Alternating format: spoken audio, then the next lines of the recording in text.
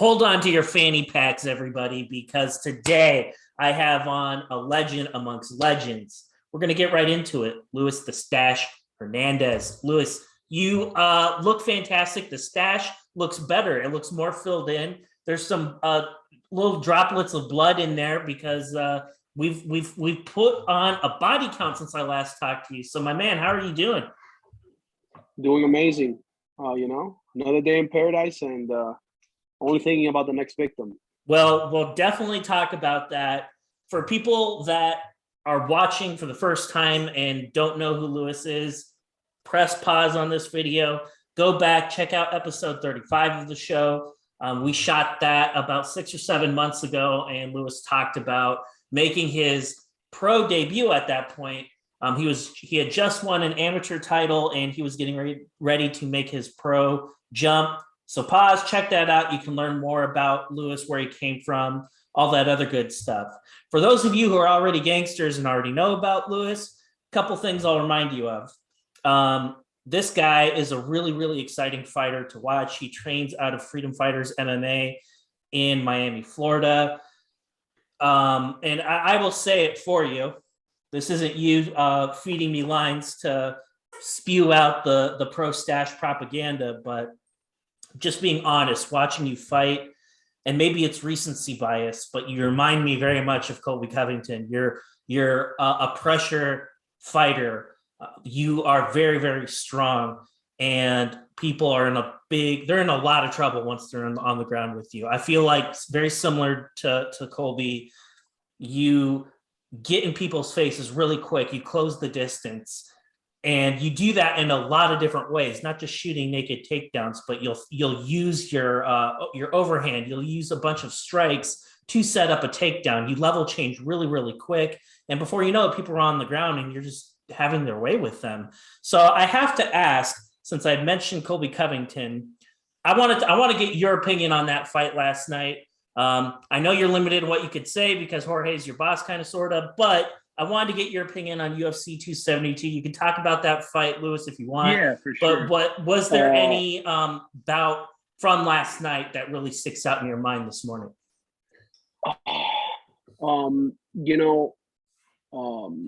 I think Greg Hardy got exposed big time. And man, that I forgot his name, from Moldova. That's where he's from. Man, that guy, Spivak.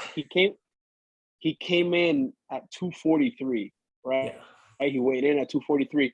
And Greg Hardy was saying he was at 291. And I don't doubt he was 291 last night already, and man, like I'm saying, manhandled him, That was a fight. And I think the main event, Colby did what he had, what he's good at, man. And all jokes aside, my coach says I'm a heavier Colby, because I'm a little bit smaller than Colby. And he's like, "Hey, you're a fatter Kobe when Kobe was younger," like joking around. And he's just Kobe, push the pace. That's what he does. He goes forward. He got caught in that exchange with the hook, but man, all he did the whole fight was push forward. That pace, it almost reminds me of like a Nate Diaz pace. Yeah, absolutely. And I think when you do that to people, when you set that tone, like, hey, listen, I don't care what you're gonna throw at me, I'm coming forward. They're like, Jesus, this guy's a zombie, and his cardio, like man, like when I say I put in the cardio, I think that's one of the biggest things. Technique and getting your rounds in 100%. But man, when you have that cardio, when you look across the cage, you see, damn, this guy looks fresh as daisies. People are gonna be like, shit, and you could be the most talented person, but once you get into deep water, second or third round, or in the case of a main event, 5-round, 25-minute fight, man, he looked like he could go another 5 rounds easily. That's definitely the biggest thing about Colby Covington is you talk about his endurance, you talk about his pace. I mean, this guy must get up every day and run 10 miles on his rest day, because I don't know how else he does it. He's absolutely shredded. He is never tired, and I just love watching. You know, people don't have to like him for his shtick. That's okay, but you know what? I'm a fan of his. I like his wrestling a lot. I like his fighting style a lot. A lot of people think Colby's boring. I don't think so. I was entertained last night by what I saw. You saw him put on a lot of. You saw him utilize a lot of very advanced wrestling techniques. No, for sure. His ability to make transitions on the ground. It was just wonderful to see. And I can understand if you're in Vegas with that, you know, tall ass cage and all the fencing, you may not be able to see everything, but hey, that's not my problem. I have HDTV. Yeah. I'm watching in 4K, baby. So get with the times, go cheap like me. Louis, I want to pick your brain on something.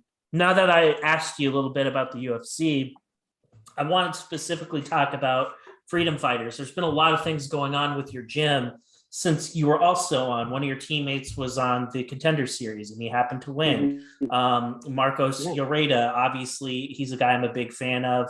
He's been active on the combate scene as well. So can you tell me, like, what's going on in your gym? Like, are there other people that have things going on that people like the rest of us should know about that may not know? Yeah.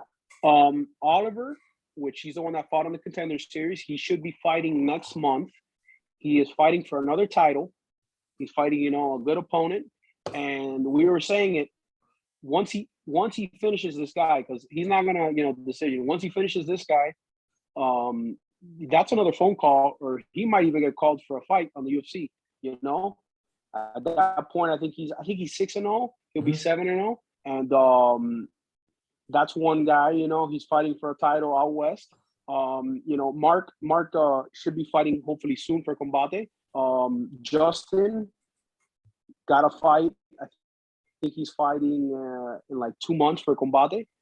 And then one of our amateur guys, Jacob, he's 4-0. He's fighting for another title. He's an up-and-coming guy, you know. He's a young kid, but, you know, I see him collecting pretty much down here. We joked around. He wants to get like 4 or 5, maybe even 6 different amateur belts. You know, as of right now, I think he has 2 already. He has 2. So it's pretty entertaining. You know, this young guy, you see him, he's going to go, you know, get his experience in the AMI scene. And this guy might be, you know, 10-0 and then go pro. I think that's super cool. And I like your gym. One of the reasons why I like your gym is because you guys buck that stereotype a little bit. Like, you have to be at like this big gym to like be a fucking gangster. And that's not true. There are amazing fighters that are in big gyms. There are amazing fighters that are in their own gym, or in your case at a smaller gym. But there are a lot of other fighters that go to you guys for fight camps. Like, there are a lot of high level people that are going in and out of there because of the roster of fighters that are at your gym. Freedom Fighters MMA, don't forget it. You're going to be hearing that name a lot more. They have a lot of up and coming fighters, and you'll be hearing it more and more and more. You'll be seeing their faces. I'm sure we'll be seeing you corner somebody in the UFC very, very shortly. I want to talk now about you specifically. Since I last spoke with you, there are 2 bouts that you've competed on, and you've won both of them pretty much right as they began. But we'll start with Titanfc 73. That was a bout that came together just a couple months ago in December, and I was chatting with you about that a little bit. And when we were chatting, like, things were in flux. Like, you had told me, like, yep, I'm gonna be on the Titan card. Can you fill in the gaps for the people who don't know, like, just everything leading up to the Titan card? Because there's a lot of shit that was going down behind the scenes. Yeah, crazy. So we get an opponent, and for the debut, and this guy, I think he had a bare knuckle fight. You know, he had amateur fights, and from California, and I think he was like a 30-something-year-old guy. And I had a feeling, like, when you know you get that gut feeling, I'm like, either he misses weight or he's not even gonna show up. Which that was like my second doubt. I'm like, man, nah, I think he's gonna show up, because he agreed, signed the bout agreement, everything. So fill in the gap. It was at 170.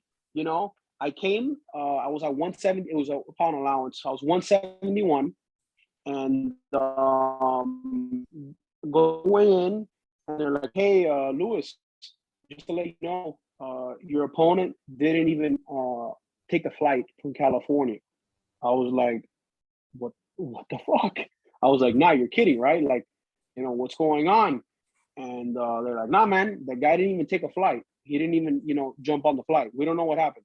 So the owner, one of the owners, Lex and Roger Crawl, they're like, listen, bro, we're gonna do whatever it takes to find you somebody. But I'm like, man, it's Thursday. The fight is tomorrow. Like, we're already weighing in. You got to be crazy to take a fight, So they hit up one of the guys. I know he had amateur fights. He had pro fights. I don't know if he had any bare. I don't think he had bare knuckle. But they hit up a guy, and he was in Colorado.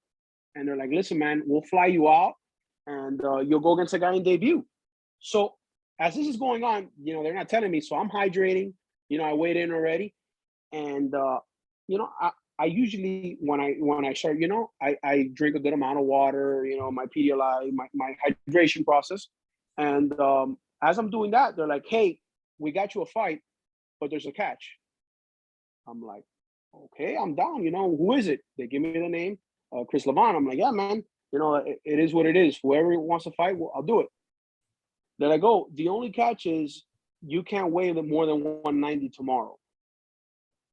So I'm like, okay, I'm cool with that, because I think he was weighing like 183 or 184, and he was flying in. So they're like, look, you can't weigh more than 190 tomorrow, man. So I eat and everything. By the time I got home, I think I was like 191. I was like, oh my God. I was like, fuck. So, I was cool with it. I'm like, hey, man, okay, it is what it is. So next morning, I wake up, I have my breakfast, I go to the gym. I didn't have to, I don't say cut weight, but I had to break a sweat, and then I was like, I check weight. I think I was checking weight every hour. I was like, damn, if I eat something, have lunch, and got to the fight. Before the fight, we weigh ourselves. I was like 188, I was like 2 pounds under. I was like, okay, I'm good. Literally, I go to the back and I'm like, Pedialyte, water, start eating protein bars. Right. And,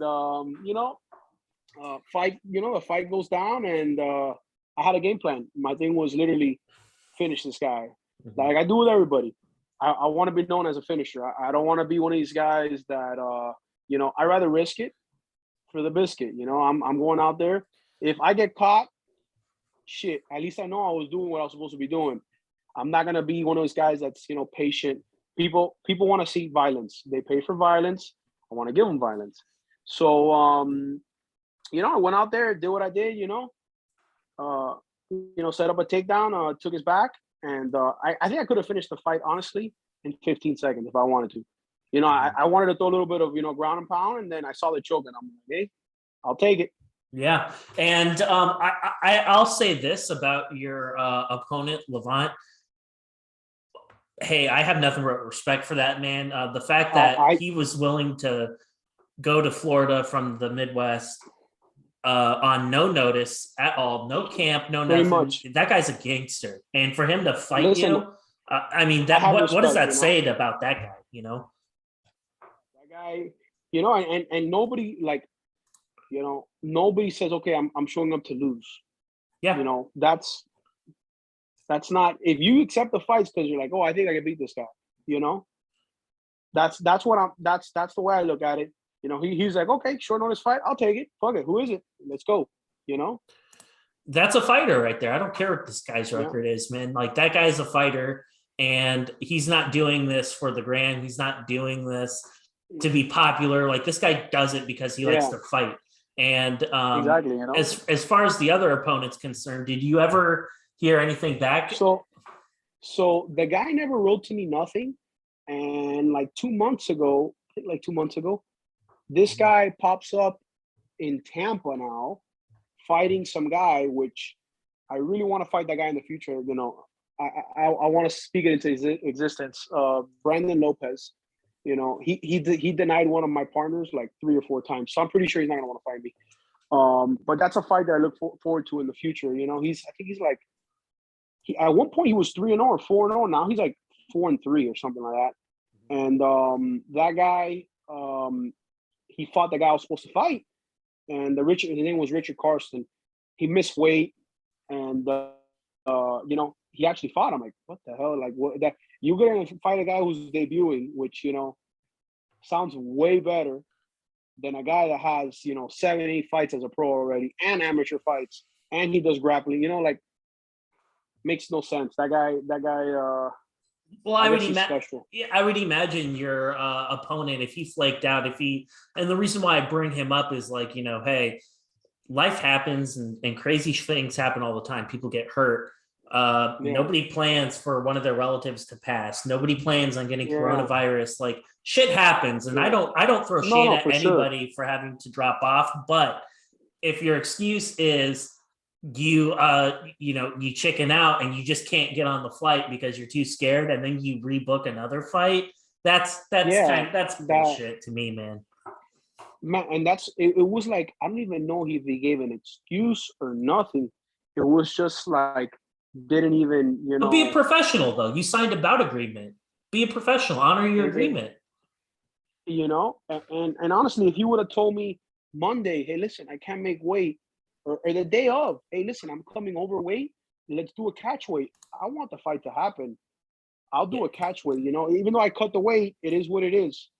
You know, I'm trying to fight. It would have been the professional thing to do, absolutely. But nonetheless, props to Levant for making it happen, and for him to show up on no notice like that. Again, what a gangster. You win that fight. It goes according to plan for the most part, as far as the outcome is concerned. And then here we go. Barely a month goes by, and you and I are talking again. You're like, yo, man, like, I'm going to be fighting again here pretty soon. It'll be big. And then boom, I find out you're on the iKON card. Tell me, this was something I was really, really excited about, because not only was it you, but Amun Cosme is another one of my friends. He was fighting on this card with you. So I got to know, how did that opportunity present itself? How did you find out that iKON wanted you, and how did that bout come together against Nolan Lake? So pretty much, this is the funny thing. I trained in the morning, and I went to go eat with my girlfriend, and we're eating at this like Mediterranean place, and I'm like, literally like, hey, I don't have a fight coming up. You know, I'm enjoying myself. Yeah.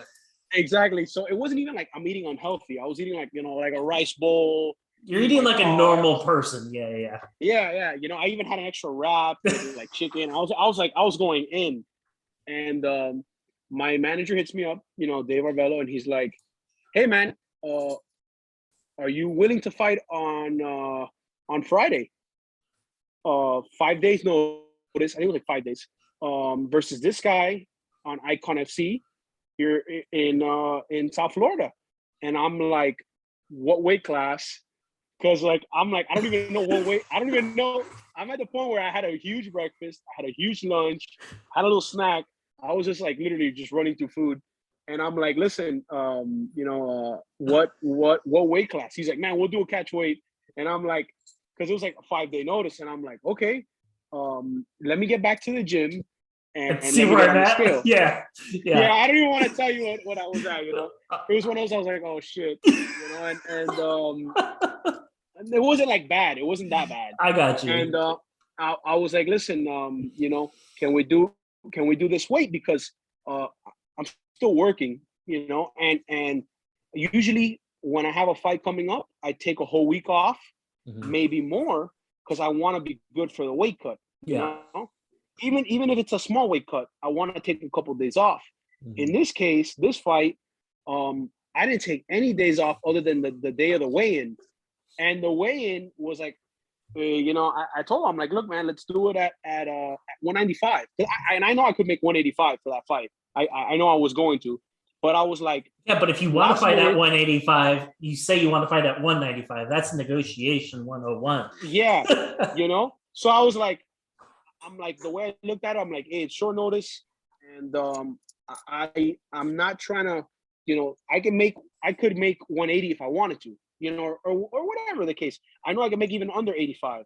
It's just, is the risk worth the reward? Yeah. You know, you tell me, you give me a phone call right now. Hey, Lewis, so we have an opening on the UFC Fight Night or on April 9th in UFC in Jacksonville at 155. You know, I gotta make 155, but 170. You know, in like 3 weeks. All right, I can make 170 if I fight in 2 weeks. Mm-hmm. It's just the risk worth the reward. Right. So they hit up this guy, and his name was Nolan Legg. Mad respect to him. He had a lot of experience of unsanctioned fights. Mm-hmm. Boxing. He comes from a respected gym. In the area he's in. I think he's from Texas, and now he's in North Carolina. And it was a guy who, boxing, amateur MMA, pro MMA. He didn't have a couple fights that I found on Tapology, but when I looked him up, his record was supposed to be like he had more fights, and he had bare knuckle MMA in the backyard with Masvidal. Oh, interesting. So I was like, okay, it's a bigger dude, and I'll take it. I'm always down. I'm game for it. You find out that it's going to be iKON, and I know you're in Miami. This fight was in Tampa. Is that right? No. It was in Broward. Okay. Actually, no, my bad. It was West Palm Beach. It's about an hour and a half away. Okay.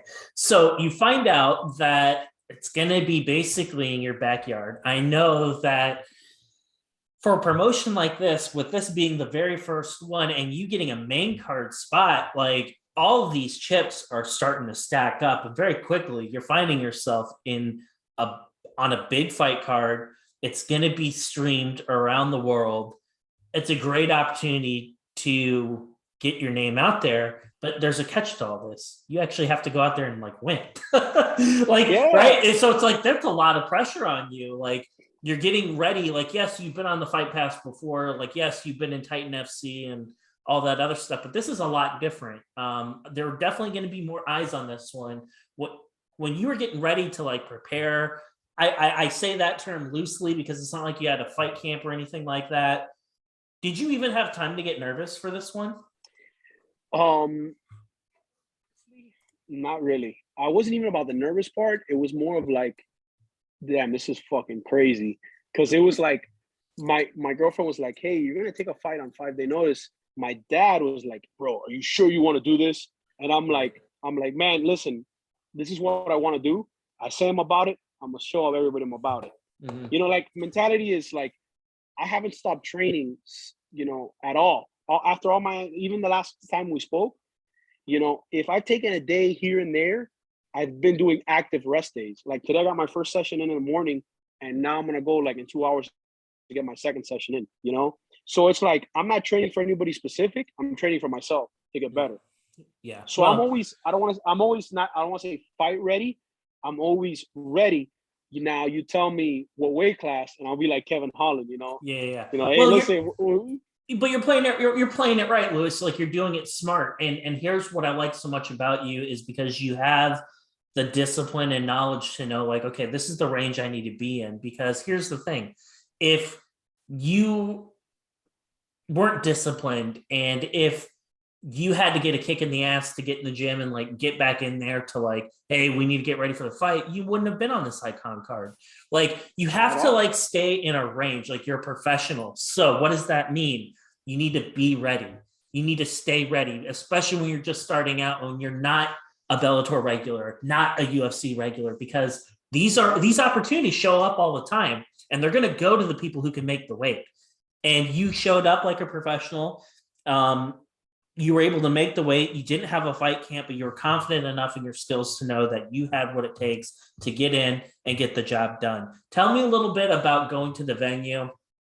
I asked this question about Moon. I was like, okay, so I know you fought on a lot of cards. I know you fought in some kind of shitty places in the past. And I said this to Moon. He's like, oh, bro, yeah, I fought in some absolute shitholes. He's like, but we all have. That's just part of the game.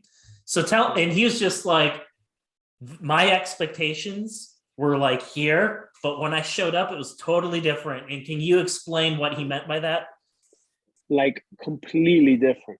Because you're expecting okay, a first show, you know, like you're like, okay, it's gonna be on Fight Pass, you know, like Titan, they run a good show. So I'm like, okay, I've done this, you know, I expect more or less the same thing, Mhm. or you know, it could be a little bit less, a little bit more. And you know, we get there, it's a huge venue. It's at a convention center. And I'm like, damn, it's pretty big, you know, like Right. this is not your average venue. So I'm like, okay, it's not like no backyard, you know, venue. So I'm like, okay, you know, we get there, and the way they treat the fighters, you know, I even told my coaches, I'm like, yo, this is fucking crazy. And I don't know if Moon said this. They had Pedialyte, they had fruits, they had different stuff. Like, even though this is a little, like, you know, it's a regional promotion. When have you ever heard of any other promotion giving out fighters stuff to hydrate and eat, you know, on a day of a weigh-in? Like, the little stuff is what makes it, you know, like, that's a check mark. Like, for me, like, damn, you guys actually show you care about us.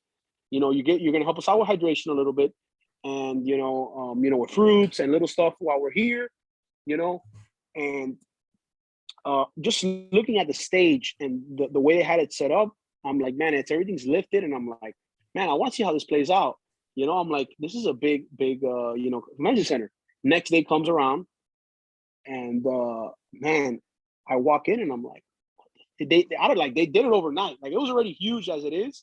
When I got there, I was like, damn, this shit is legit. As you Right. know, we walk in to you know, the red corner, and I was actually in the red corner with Moon. So I was there, and I'm like, they're like, hey, yeah, you're gonna be signing posters, and I'm like, what? I'm like, you're kidding, right? Like, I'm like, there's no way I'm signing a poster. Like, I was fanboying. I was like, no way. I Yeah. was like, you only see that in big events, like, Right. Right. you know, UFC, Bellator, One, PFL. So I'm like, just that little aspect, it makes you feel like, damn, this is the real deal, you know. And I say the poster part, like, I've talked to other buddies that fight on other pro cards. They don't even do that, Yeah. you know. So I'm like, I was like a fan of it itself, that part, and you know, having like bags and stuff that you see only on the UFC. You know, they like, since George has been in the UFC, he knows what to expect.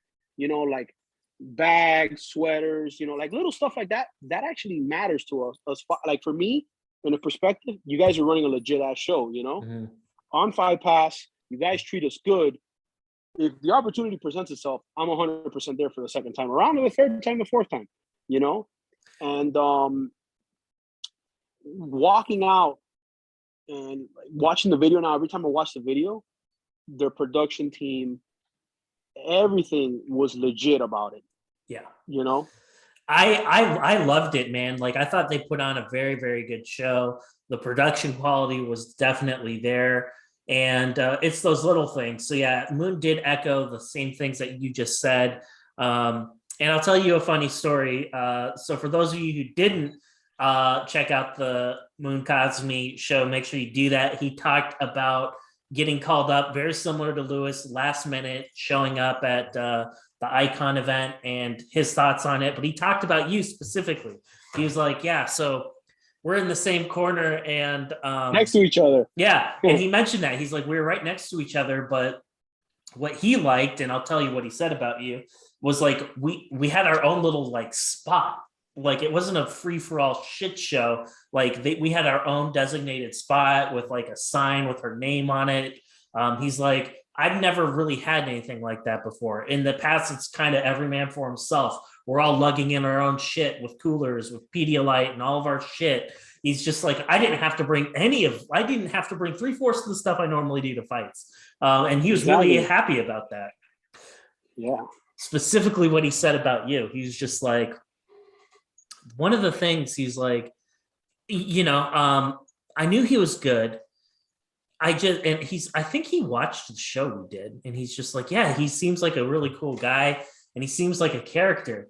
So he's just like, I was expecting some wild ass shit in the back room from him, but he's just like, he's actually like really quiet and just kind of listening to his music, hitting mitts.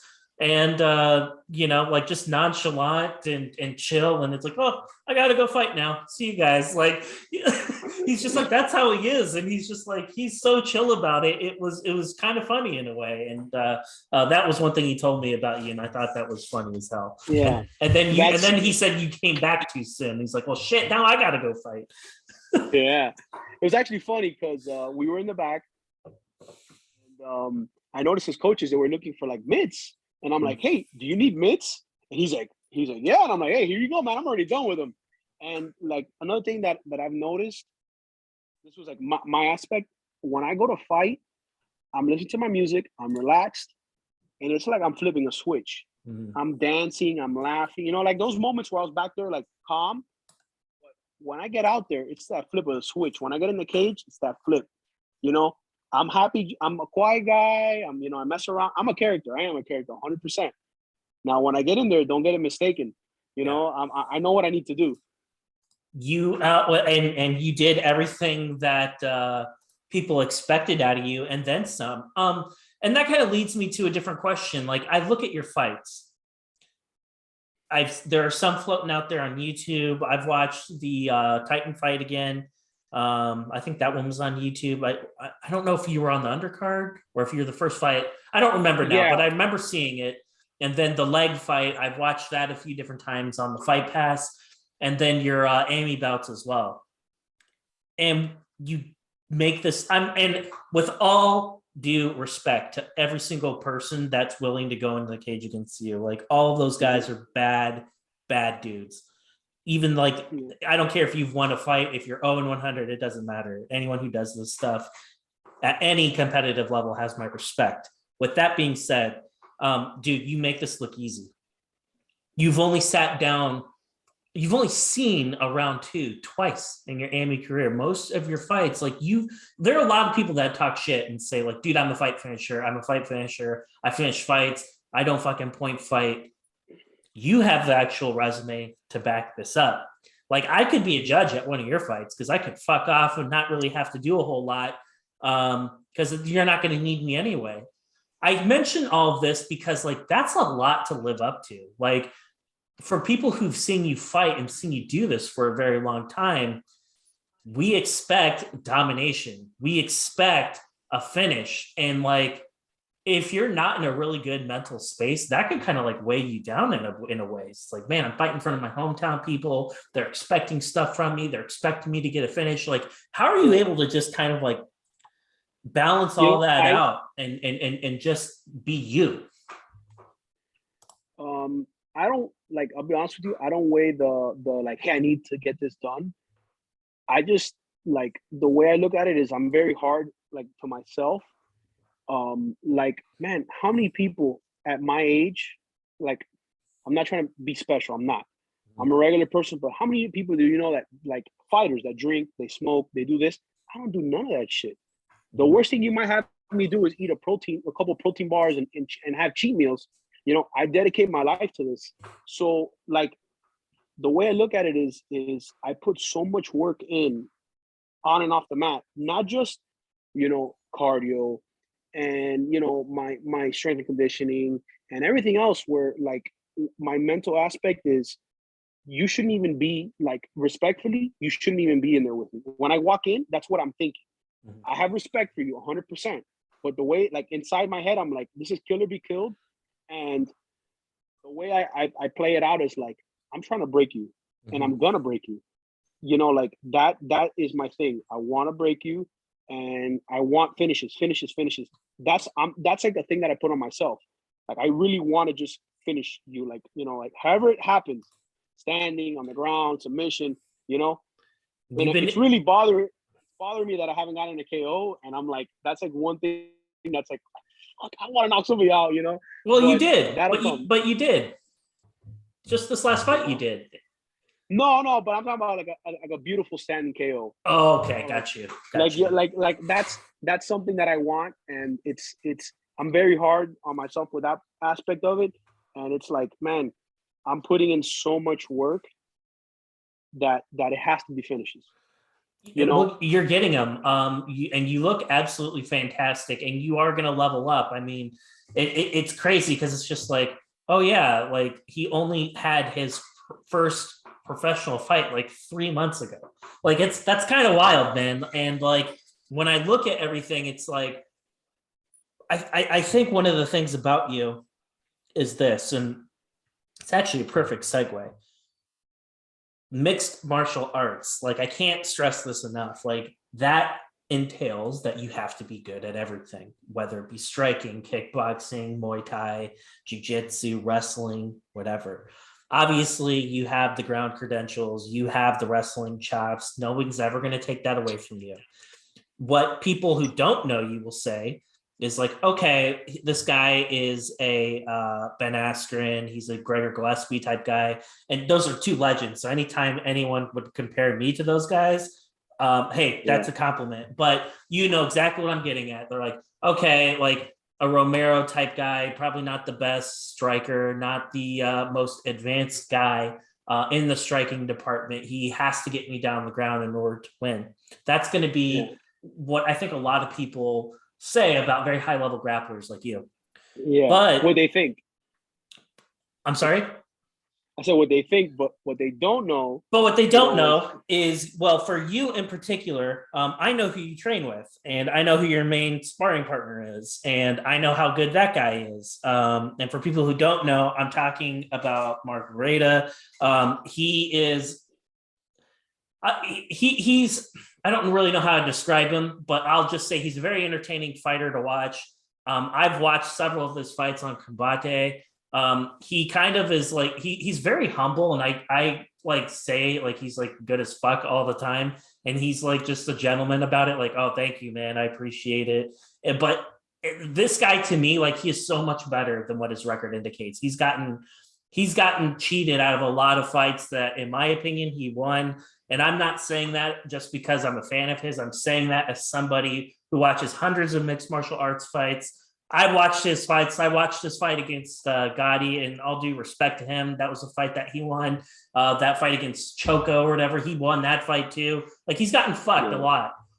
But anyway, for people who don't know who he is, he fights in Combate. He's an excellent striker. You see this guy every single day. And I got to know, like, it's impossible to not get better striking when you are having a partner, a sparring partner like that you get to see every single day. That's a huge advantage that you have that most people don't have. Can you talk a little bit about like what impact Mark has had on your career? Like, how has he helped you out in the striking department? Big time. He's, on his own time, he holds mitts for me. He doesn't even ask for anything in return. Saturdays he does me the solid, and he teaches the class that I can't make on Tuesday mornings because of work. So he, not just as, I don't say a teammate, but like he's like a brother, always helping me out. And he keeps, it's not like, he'll tell me straight up, you're gonna find the guy who's gonna stop your takedown, and what's gonna happen then? So it's like, it's just like, hey, be ready for those guys, and he has 20 plus fights as a pro, and AMI and all the other experience he has, and he's been around Yoel, Jose Caceres, Alex Caceres, some guys like Yoslandi, and just him. It's like I feed off of him, we feed off each other. And look, one of my other training partners, Francesco Ricci, 4-0 in bare knuckle. I got a couple rounds with him for his sparring. So it's like I'm getting those different looks where people are like, they don't even know, 1/8 of what I'm doing. And it's like I post, videos joking around, but I don't post what I'm doing in training, because it's gonna be like a surprise, they'll be like, oh shit, this guy could throw down, and that's what I want people to say. Like, the other really cool thing about you though, is there's not a lot of tape on you. Like, you got a few minutes to work with. I mean, like your entire fight library is 15 minutes from your very first AMI fight all the way until present, maybe. Like, I'm talking total, like 15 minutes total. That's not a lot to play with. And you're only showing in every single one of those fights, you're showing one thing, that your takedowns are fucking great, that you're very strong, and you can ground and pound guys. You can bounce their head off the canvas. You could submit them, but like your striking, no one really knows. Only the people in your gym, your Muay Thai, your submission defense. Like there's all these things about your game that are a mystery. And does that like make you feel good to know that there's only a little bit of things out there on you? Or does that kind of piss you off? No, it doesn't piss me off. It's just I'm like a mystery, you know. That's the way I look at it. And I'm training like at the gym. People are like, they'll see me and I'll put myself in bad positions. And I do that on purpose because literally I rather get bad rounds in the gym. I'm saying bad rounds as in, you know, like, you know, I don't care about losing a round in the gym. Who cares? And, you know, Chimaev said this, Chimaev's coach said this the other day. Don't be the king of the club, be the king in the cage. And that's what, listen, I will work with everybody in my gym. I work with everybody in my gym. You could tell me, oh, I don't have any fights. I just started grappling. And I'm like, hey, I'm cool with it. You want to get different looks. You never know what's, you know? And I go with light guys. I go with heavy guys. I'm talking about, there's a guy that we have in our gym, you know, joking around, Presidente, we call him the president. That guy weighs like 300 and something pounds. Maybe even almost 400, like joking around. Like he's like 3 something. That guy gets on top of me and I literally work my escapes. Because if I get out of a guy that weighs 300 pounds off me and get out, man, somebody weighs 170, 180, 195, I'm going to be able to get out. That is a very interesting point, but I also think that says a lot about your character, like the willingness to work with anybody in your gym, regardless of their skill level. I'm not trying to like pump you up or make you out to be a saint or whatever, but just being real, not everyone's like that. There are a lot of gyms you go to and it's like, you're fucking B-side, bro. Like, don't even freaking talk to me. Like, you're not even in my orbit. No. Like that's very much a thing. I hate to say that, but that's true. And, you know, I'm not surprised to hear that you're so willing to work with everybody at your gym. I think that's what makes your gym very special. Yeah. And go ahead. Also, like today, I'm actually going to go and I'm working with 2 or 3 guys on Sundays, you know, late night. They don't even have any amateur fights. And these guys, we did a little event at our gym. You know, we did a little MMA event. I don't know if you saw the videos. You know, these guys were showing high level striking and they don't have any fights. It's like, I use the example with Francis Ngannou. If you see Francis Ngannou, he was training with one of the amateur world champions, I think, at heavyweight, and, you know, another guy that doesn't barely have any MMA fights. It's just finding those right bodies that will work with you. And, you know, you got to get different looks. You can't always be like, oh, I'm going to train with only these people. You know? You don't want what happens when you... Yeah, you don't want to limit yourself. That's for sure. Yeah. One of the things that way I'll get better. One of the things that Moon told me when I talked to him, and it was a really good, like, kind of approach. Like, this is just kind of like a way into his mind. He's just like, listen, dude. He's like, yes, I am undefeated. He's very just like you. He's never dropped an AMI fight. He's never dropped a pro fight. And he's just like, you see my tapology, you see my fights, but he's like, dude, I only have to be perfect for 15 minutes. Exactly. I get my ass whipped every fucking day.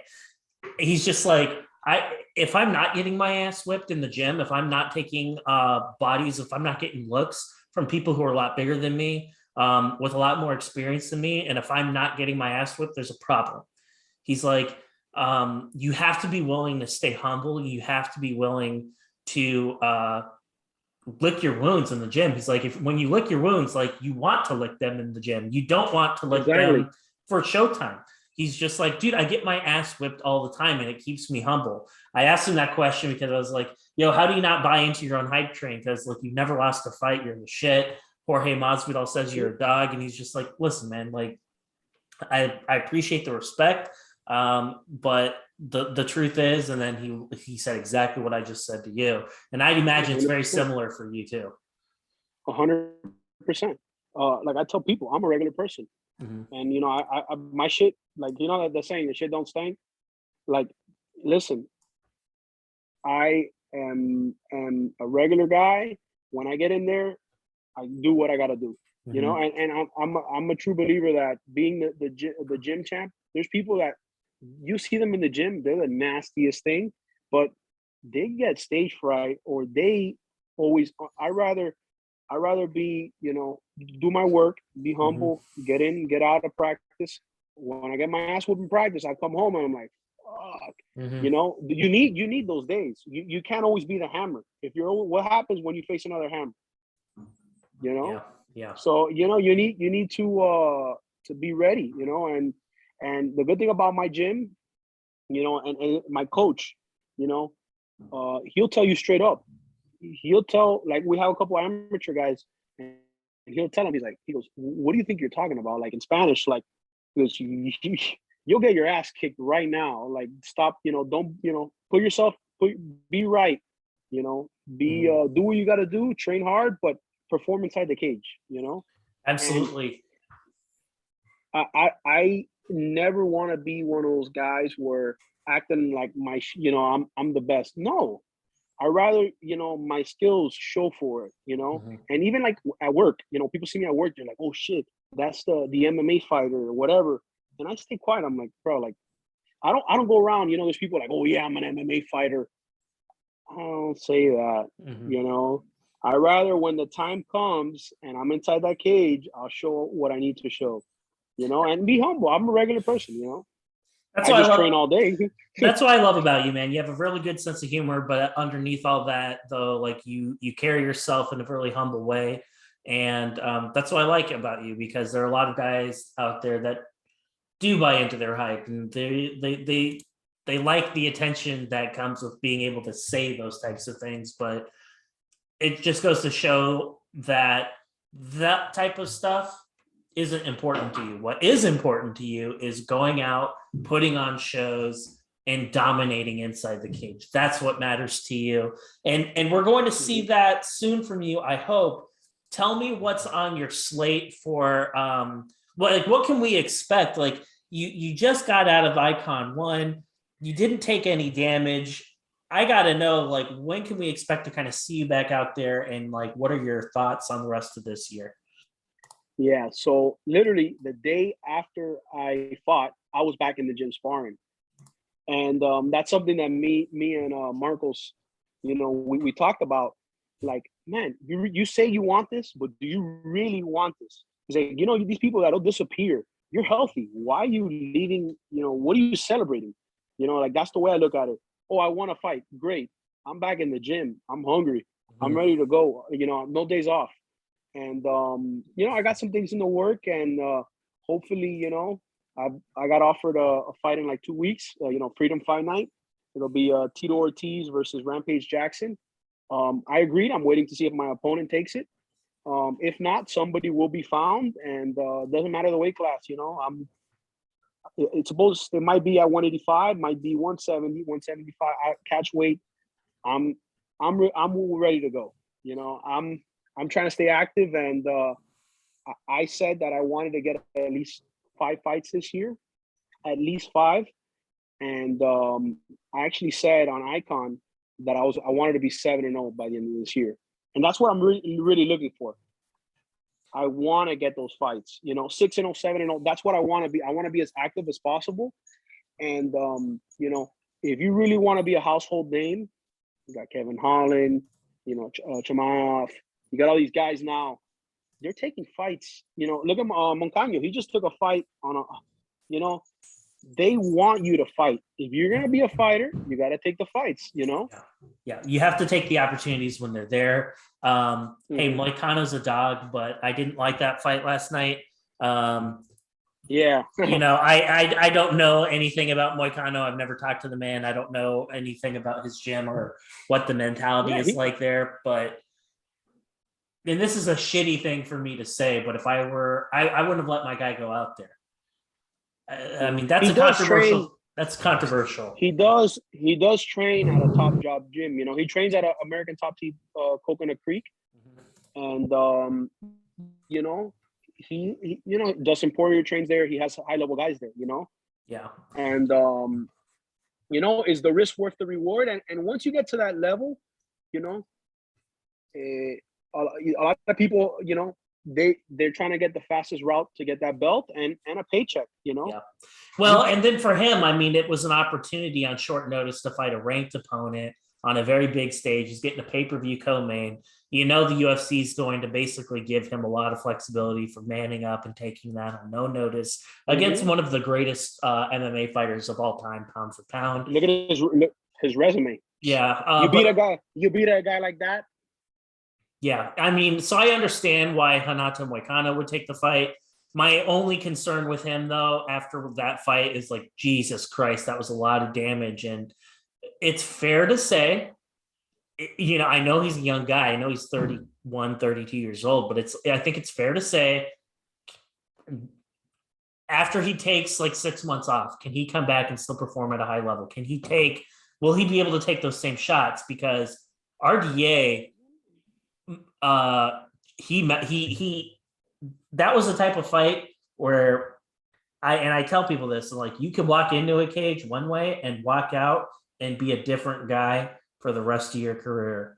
And I just don't want to see that happen with Moicano. I want to see him bounce back. I want to see him perform at a high level again. But that's a concern. I mean, I think it's fair to question, like, is he going to be the same guy after that? We saw what happened with Tony Ferguson after that Gaethje fight. He has not looked like the same guy ever since that bout. How about the Charles Oliveira fight? I think that fight that was before that one, and I think that was a fight that really started the down. You know, getting taken down like that at will, and Oliveira did whatever he wanted to. Yeah. You know, and that will really change you, like you said, you know? Yeah. Gaethje, so he took the amount of damage I talked about against Gaethje, and then he fights Oliveira, like you mentioned. And seeing his body get distorted the way that he did on the ground against Charles Oliveira and how that man didn't tap out, I still don't know. Armbar, right? Yeah, it's like that arm had to have been broken. It had to have been. Yeah, he had to have broken that arm. I don't know how he survived, but I also don't know how you get fights though. I don't know how you get fights, man. Like, I got to be honest. Like, circling this back to you, I look at you and man, that's a tough sell. That's a tough sell. So anyone who's like willing to like go out there against you, you got a lot of steam behind you now. And I think people are starting to like, I think the secret is going to finally make its way out of Florida pretty soon, that you're not just like one of the top guys in Miami. Like, you're one of the top guys in the entire weight class in the country. I want to see you being selfish now. I want to see you fight out of Florida. I want to see you fight in an area where they fly you into like San Diego or LA or something, fighting a local dude. I want to hear you get booed. I want you to go into like a hostile environment, and I want to hear crickets afterward. Like, I want to see you fight in an environment like that, because and I love that, by the way. You know, when I used to wrestle, you know, we go to these tournaments in Orlando, you know, like Lake Gibson. And it's like out of Miami, and they hate like teams from Miami. And man, you used to get booed, and you're like, yeah, okay. What are we gonna get? I like that. We you know, and maybe we could see you know, a version of heel Lewis. I don't know, maybe it's possible, huh? Maybe we can get you some bling like Colby Covington or something like that. I don't know, man. I'm not, you know. I listen. I go out with my grandpa's chain. Hey, and that's I bring, and it's pretty funny because the last for iKON, I came out weigh-ins. I'm always weighing it, and I come out with a chain, and my dad takes it off, and my coach takes it off, and everybody's like, you know, Cuban. This is a San Lázaro, and they're like, hey, man, you gotta get a huge San Lázaro. I'm like, nah, man, I'm good with this. I'm fine with this. You know? What is that? I don't know what that is. That is a saint. It's a Cuban saint. Oh, okay. And it goes into like different stuff there, but it's you know, Kobe's all blinged out. You know, maybe I'll start, you know, we're getting some hand stuff. You know, we'll put a bookmark in that one. Lewis, man, as always, it's just a huge honor being able to talk to you. I'm really excited to see where your career takes you in 2022. you're a special talent, man. And I know it's only going to be a short amount of time before I see you in PFL, Bellator, UFC, whatever. So make sure you guys follow my guy, Lewis. His Instagram will be down below. And I'm also going to link the Instagram profile for his gym. So if you are in Miami and you are a fighter and you're looking to maybe get some rounds in with my dude, he'll fuck you up, but he'll do that with a smile on his face to make you a better mixed martial artist, because he's a good guy like that. Lewis, I want to give you the last word. I want you to be able to thank anyone or any sponsors, anything like that before I let you go. And I thank my coaches and my teammates, and I appreciate the support. And it's just like I keep saying in the beginning, the sky is the limit. Sky is the limit, indeed. Very, very nice speaking with you, and we will do it again soon.